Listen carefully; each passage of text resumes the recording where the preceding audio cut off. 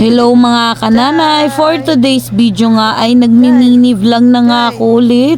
Ay ate, kahit ako hindi makapaniwala, napakalinaw na ng aking camera. Ay oo, kung tatanungin mo, napakasaya ko, sobra-sobra pa. Dahil ate, hindi ko to hiniling pero dumating, Dahil ang plano lang namin ngayong araw ay mag-renewal si daddy ng kanyang lisensya at kunin ang aking lisensya.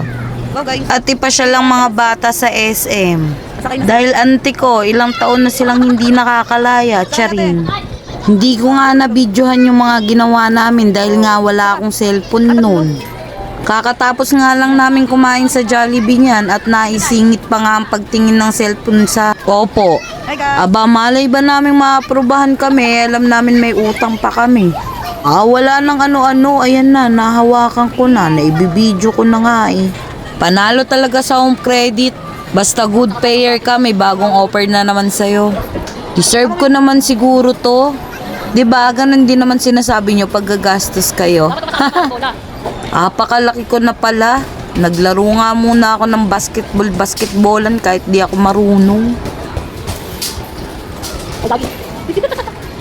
Tawang-tawa nga ako kay daddy dyan sa reaction niya kasi bumalik yung bolang hinagis niya. Ay kapoy na ako day, sabi ko kay daddy siya na lang maglaro. Pinaglaro na nga rin namin yung mga bata para ma-enjoy nila kahit saglit dahil matagal-tagal na naman nga kaming hindi makakagala. Ay opo, dahil umutang na naman ng mama at papa. Bye-bye, Chay. Yun lang, paalam. Bye-bye, Chay.